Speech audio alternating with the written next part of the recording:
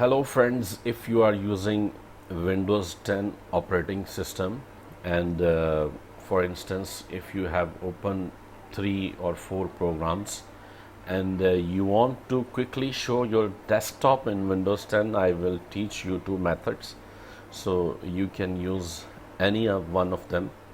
So for example, we will open like Google Chrome, and also I will open File Explorer, and third we will open like this folder.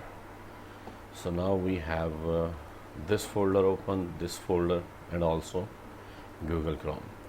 So instead of this, like one by one as we minimize, so instead of this you can go to the bottom right side of your Windows desktop in this bottom bar, and you can see there is a vertical line.